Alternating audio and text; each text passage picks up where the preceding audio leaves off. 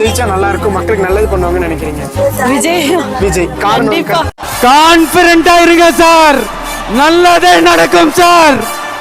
காரணம் அவர் நல்லா செய்வாருன்னு தோணுது. நம்பிக்கை இருக்கு கண்டிப்பாலுமே.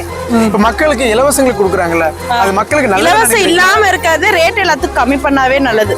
இலவசமே தேவையில்லை, ரேட் எல்லாத்துலயும் கம்மி பண்ணாவே நமக்கு நல்ல யூஸா இருக்கும்.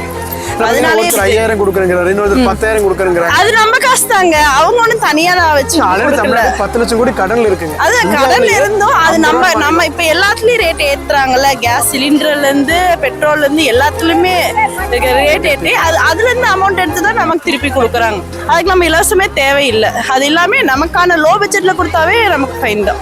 இப்போ புதுசா ஒரு நடிகர் ஒரு கட்சி ஆரம்பிச்சிருக்காங்க. அவருக்கு வந்து சில பேர் பாத்தீங்கன்னா வாய்ப்பு கொடுக்கலாம்னு நினைக்கிறாங்க, சில பேர் அவருக்கு அனுபவம் பத்தாது, அவருக்கு ஒண்ணுமே தெரியாது, அவர் வந்து என்ன பண்ணுவாரு. எல்லாமே பிறந்தோடனே யாருக்கும் எதுவும் தெரியாது இல்ல, எல்லாமே கத்துக்கிற இதுலதான் இருக்கு. சோ அதை கத்துக்கிட்டா அவரும் நல்லா செய்வாரு நம்பிக்கை. ஒருத்தன் புதுசா வந்து அவங்களுக்கு சான்ஸ் கொடுத்தா மட்டும்தான் அவங்களால பண்ண முடியும், கிடைக்கும் வாய்ப்பு கொடுக்கும். அதனால சான்ஸ் கண்டிப்பா கொடுக்கலாம். சரிங்க, யார் ஜெயிக்கிறாங்கன்னு பொறுத்து இருந்து பாப்போம். கண்டிப்பா பார்க்கலாம். தேங்க்யூ.